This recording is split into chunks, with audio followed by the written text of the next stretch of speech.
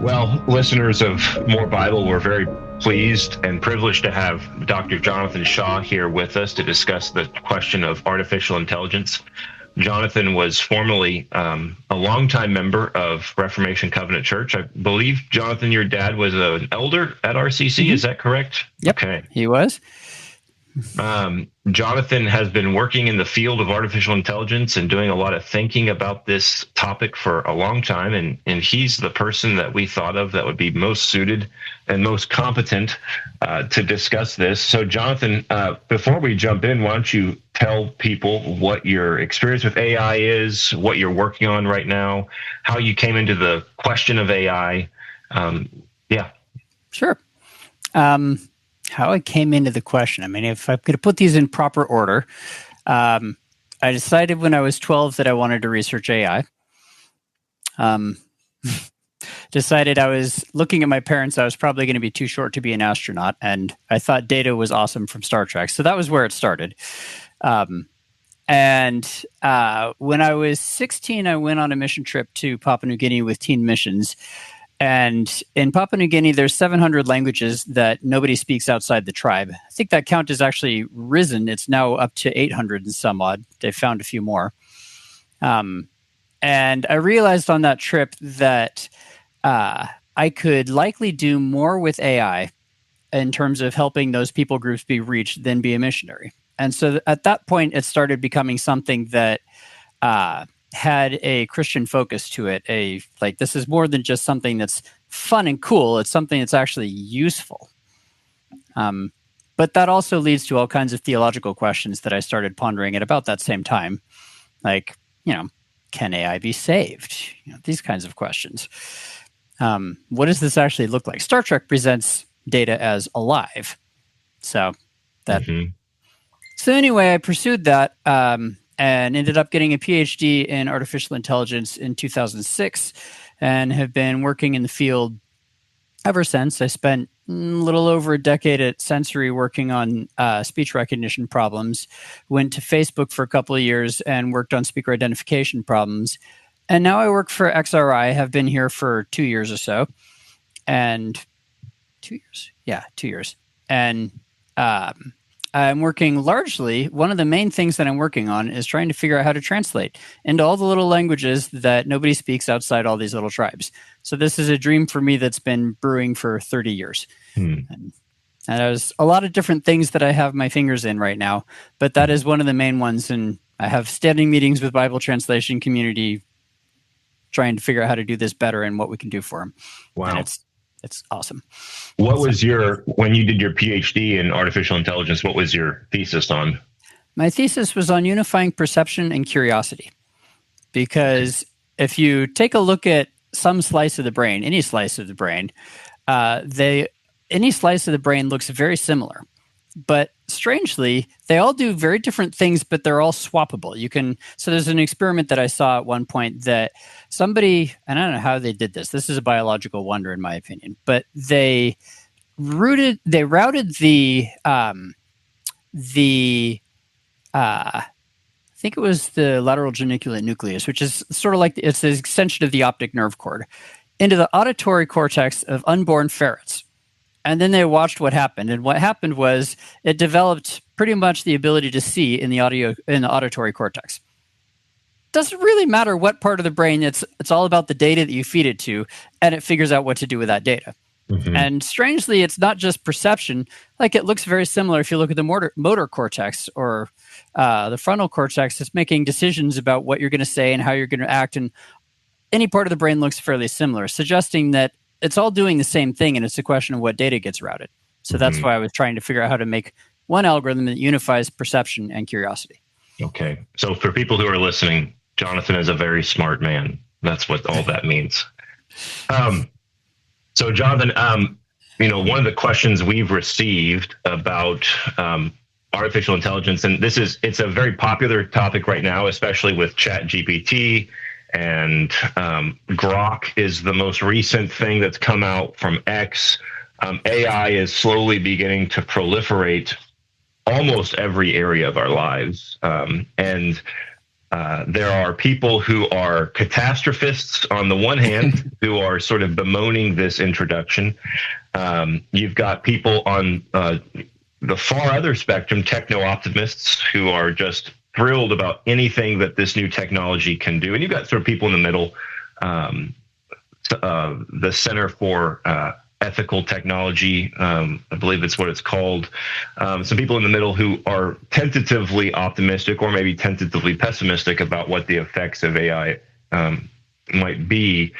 And something that a lot of Christians are wondering is, how should we as Christians, first of all, what are the basics, the basic principles that we need to have as Christians when we approach AI? So not necessarily thinking of the more sophisticated theological thinking about AI, but in your opinion, what are the basic principles that we ought to have as we begin to approach AI, to think about how to use it well, what it is, those sorts of things? I guess there's a couple things come to mind. First off, and this is probably less of a temptation to Christians to fall into this, but it is a tool, it is a machine, it is not a friend, it is not a counselor, it is, and maybe it can provide good ideas on this occasionally, but there are a lot of people that get into a lot of trouble that because they project too much humanity onto it. Mm-hmm. I would say that as a tool, it's. I might note it's easy to project too much humanity on it. If you've ever spent any time talking to ChatGPT or whatever, GPT is maybe less of an issue for it, but different ones of these have different amounts of friendliness, and it's really easy to feel like you're talking to a person when you're definitely not. But it's very smart. These AIs are very smart and come up with all kinds of great ideas, but you as the human must remember that you're the evaluator. These ideas that they come up with, half of them are going to be awesome and half of them are going to be horrible. And if you don't know what you're doing, you're going to get yourself in deep trouble very fast. And it will tell you you're brilliant for coming up with this stuff. They're very, very sycophantic, most of these models are. So why is that? You know, there's I've been reading lots of stories about people who have essentially sworn off human relationships or are moving away from human relationships because of it. I don't know how common that is, but it's certainly enough that articles from the Atlantic and such are covering these sorts of phenomena. Why are they created that way? Are they designed to have that sort of sycophantic response? What is it about the AI that is so fawning? So there's several answers to that. The first answer to that is the best data point that I have on this is a couple of weeks ago, GPT-5 came out. And Sam Altman, CEO of OpenAI, makes GPT, made the strange decision to turn off all other models. So you had to use GPT-5. And there was major public backlash on this. Nobody liked it. Well, I wouldn't say nobody. But one of the complaints that I heard people had was that one of the predecessor models, GPT-4o, naming is bizarre at OpenAI. I don't understand why they call them this. But GPT-4o, that model was more sycophantic than GPT-5. And people liked that and wanted to be able to use that model. So from a business standpoint, there's money to be made in flattering the user. Yes. So that's the first answer. The second answer is that the way the thing is trained, the training has a couple steps. The first step, though, is to scour the internet, and they've ingested large quantities of the internet, the vast majority of it at this point, I believe. And they train it to look at what it's seen and predict the next word. And that's what the model is doing. Predict the next word. Okay, now that I've said this, predict the next word. Keep going and generate long strings of text. Now, this is great because you get a whole lot of knowledge about how people talk and what they talk about. This is bad because there's a lot of idiots on the internet. Yes. And you don't want it to just predict the response of an idiot, which it could very well do. So the next step that they do is what's called reinforcement learning through human feedback. And what that boils down to is they have a bank of people that are hired by OpenAI, and they get to see, given this part of the chat, here's two different responses. Now, GPT will do this to users as well, but they have a pre-training phase that they do before they release the model. And so here's two different responses. Which one do you prefer? And so they'll use this to train the model to do the responses that people actually prefer. And the goal is to do things like, let's try and make it not deny the Holocaust. That would be bad. Or, whatever. I'll make it they're essentially training an ethical system into it as well. So that comes out extremely pluralist. And, gay friendly and all of these kinds of things. That's those aspects of the model are a choice made by OpenAI in this training phase. And I think the sycophancy is probably part of that. They're like, let's make it flatter the user a little bit more. Yeah. No, that's really helpful.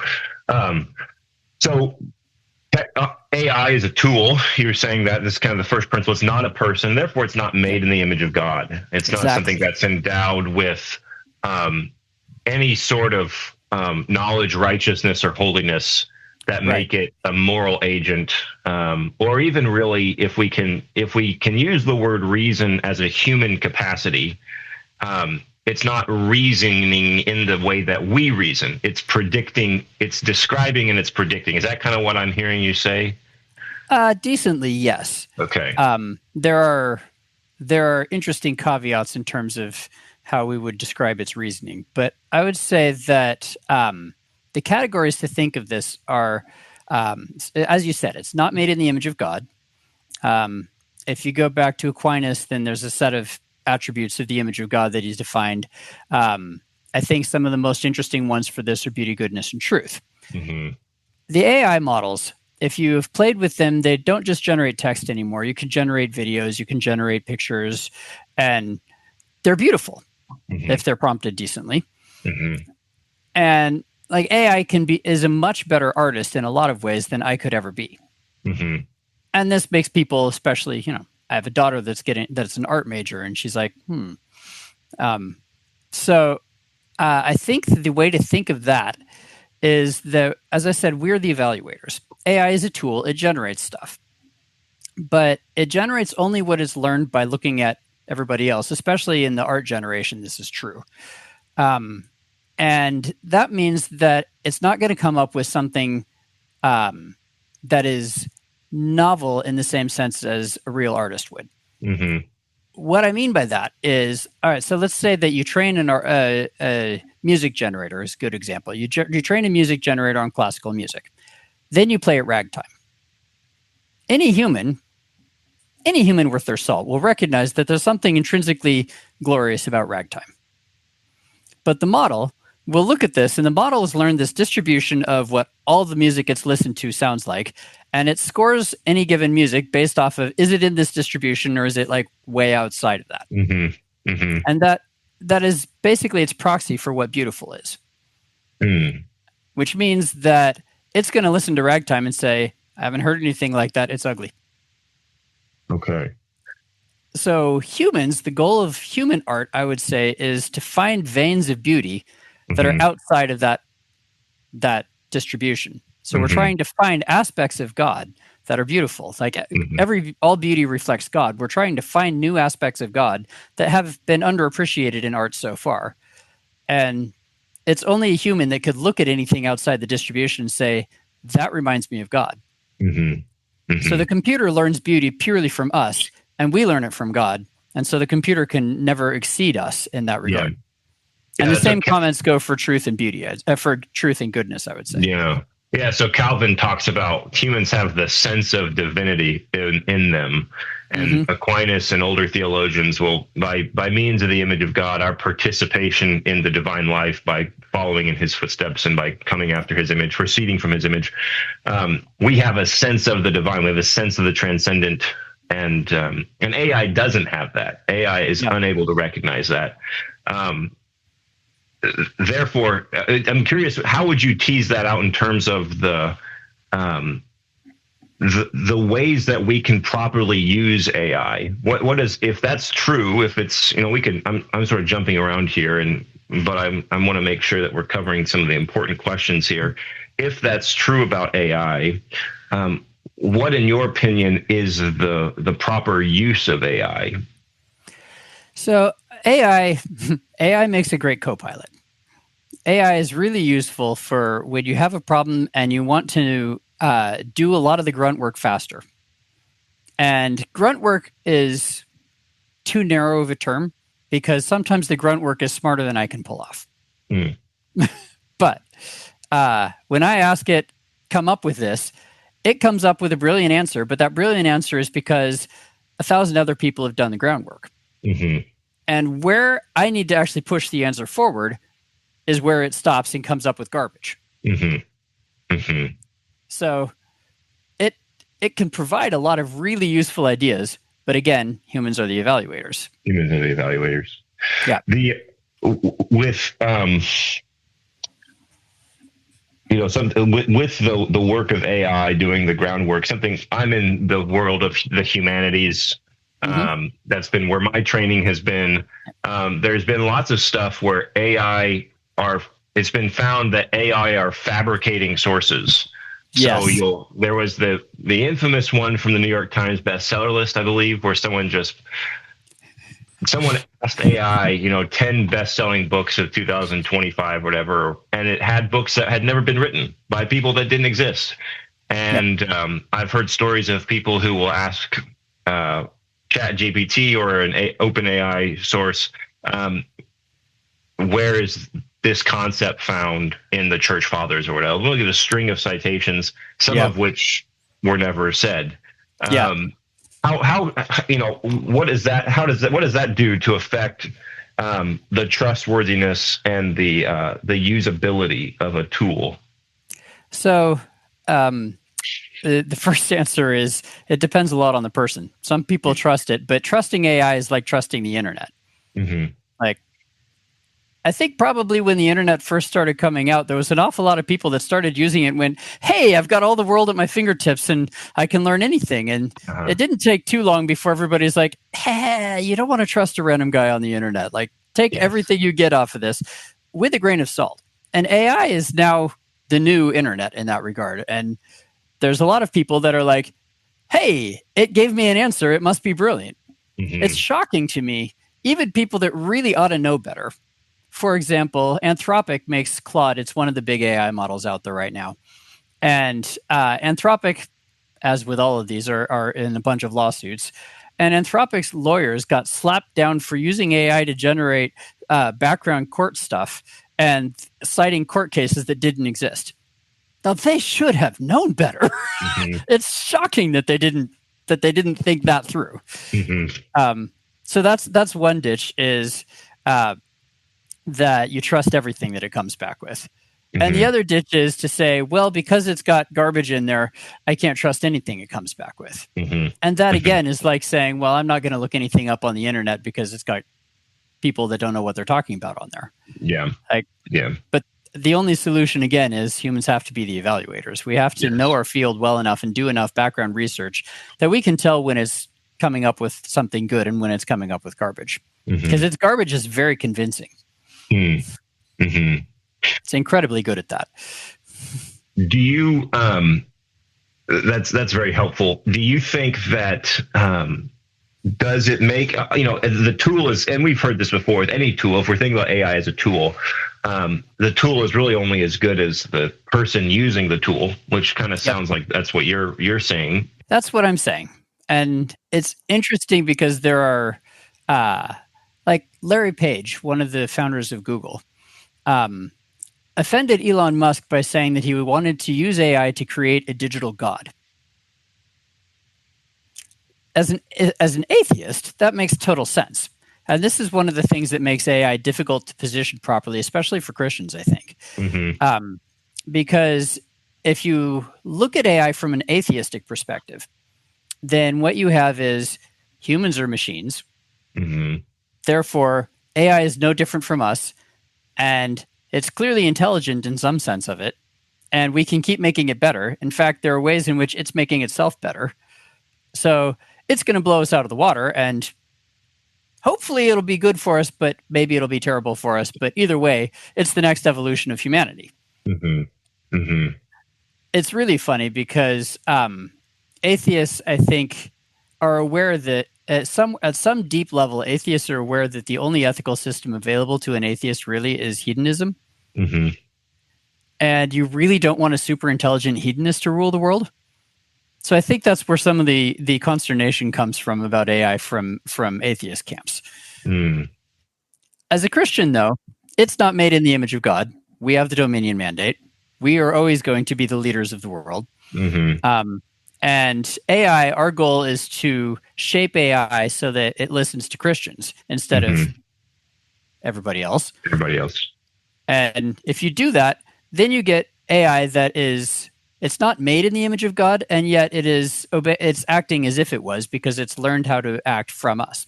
Mm-hmm. Mm-hmm. That's a really interesting point, Jonathan. I'm curious, on that. Tools, if we're thinking about AI as a tool, tools are made for a specific purpose.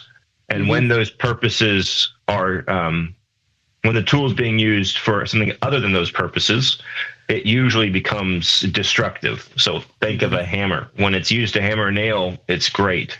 Right. When you use it to hit someone, it becomes an implement of murder, right? Yeah. With AI, you sort of alluded to this, but how would you clearly and succinctly, what is the end, the purpose of AI? What is a right end of AI that people can think of when they're using it, so that they don't get it, they don't pervert that or abuse it as something beyond that purpose? AI should be used for the glory of God. Yeah, okay. A good Western Syrian. Yeah. And that means that there's the AI is probably, I would say AI is likely one of the very most general tools that humanity has ever come up with, if not the single most general tool. And that means it's got an infinite variety of uses to it. Mm-hmm. And the uses that you put it to are reflective of your purposes for which you're putting it to a use. Mm. And so if you have a person whose goal is to glorify God and they're using AI to further that end, then it's probably a good use. Mm-hmm. Now, I have heard things that I would push back on. One of the companies that we've talked to was having a big discussion just before they talked to us about if you use AI to try and get the gospel into a region, then should it pray with the people? Like, I would push back on that. I think that's a bad idea. Mm-hmm. You're conveying to the person that AI can pray, in which case you're conveying that it is actually like talking to God, is made in his image, has the Holy Spirit in him, yada, yada, yada. Like, you're conveying something that is patently false. Mm-hmm. But I think in general, if what you're trying to do is to the glory of God, then you're using AI properly. And that would include, I would assume that would mean too, not just doing what you think is for the glory of God, but also recognizing proper human limitation, proper human goals, all those sorts of things that come into that.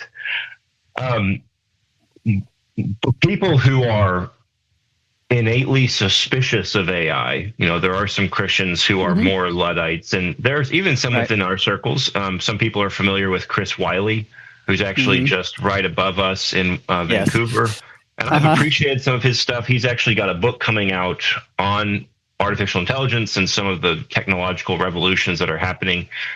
He's largely, and several people like him, sort of innately distrust AI as something that's just by its nature not inappropriate, but almost dehumanizing. It makes our use of it takes away from our humanity. We are basically offsetting our rationalization, and you're qualifying that a little bit. I think is helpful. But how would you respond to those people who are just by default negative to artificial intelligence?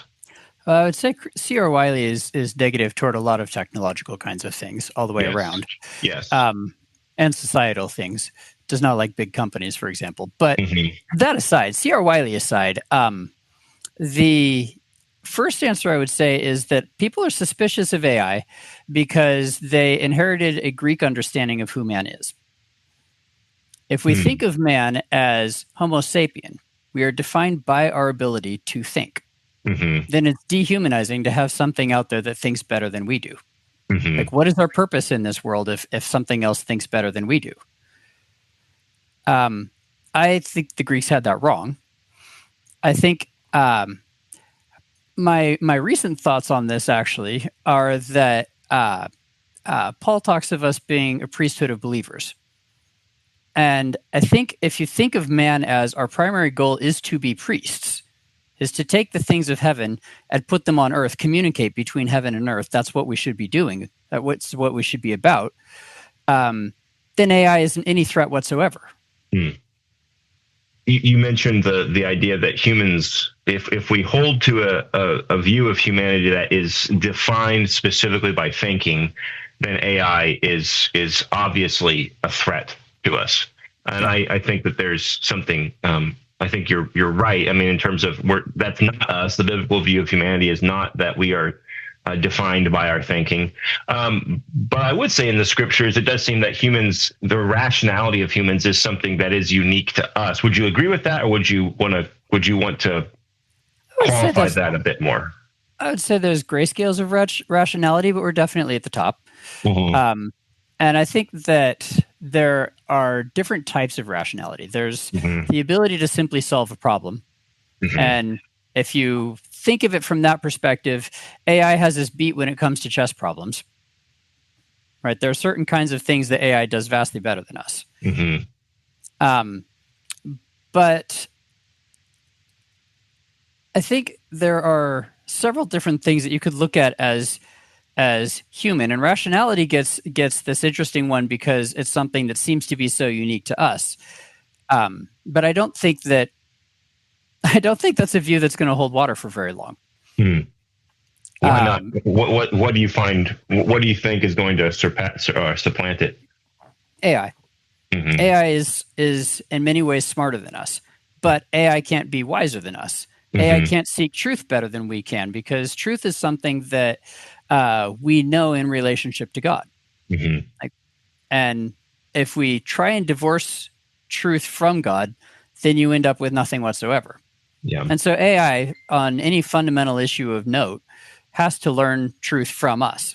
And so AI is not that. The atheistic picture of it is AI is going to go start doing science and economics and everything else under the sun and leave us in the dust and take over the Dominion mandate for us. But part of the Dominion mandate is that we go back to God and we say, well, what do you think of this? What do you think of this?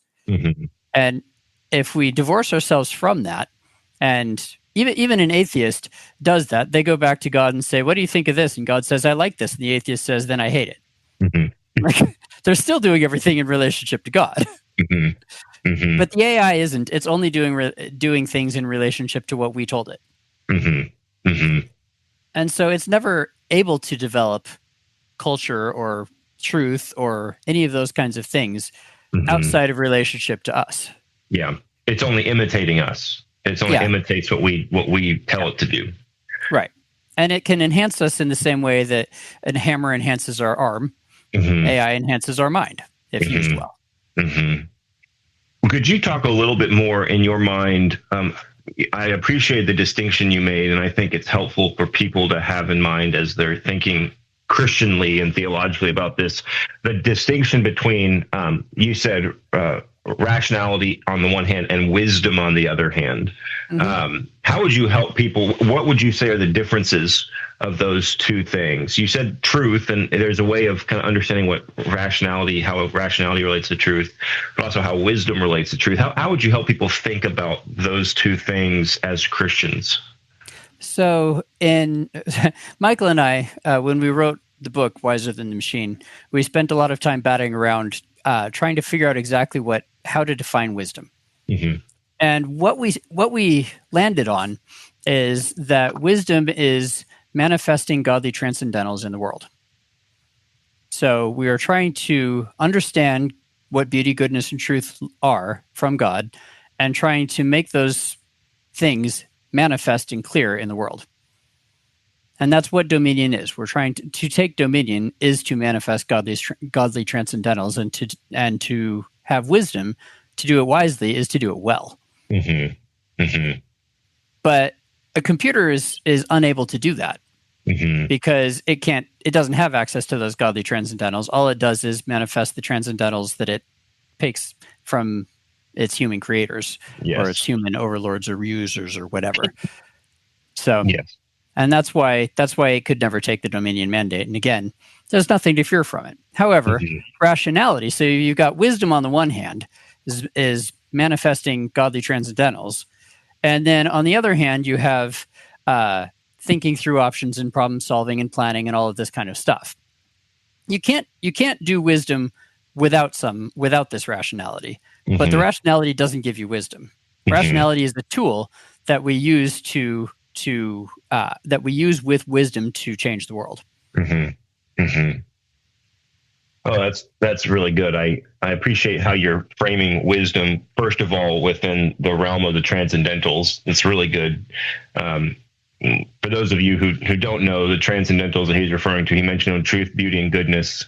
They're called the transcendentals because they transcend humanity. They transcend the created order and are, in fact, aspects of God that the created order, there are various ways of talking about it, but that basically are defined by God, by God's character, by God's nature.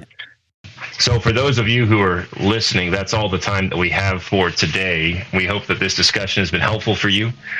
If you have more questions about this or any other topic, please feel free to text me or Pastor Cogbill or any of the other elders, or you can email us at morebible@reformationcovenant.org. Again, that's morebible@reformationcovenant.org.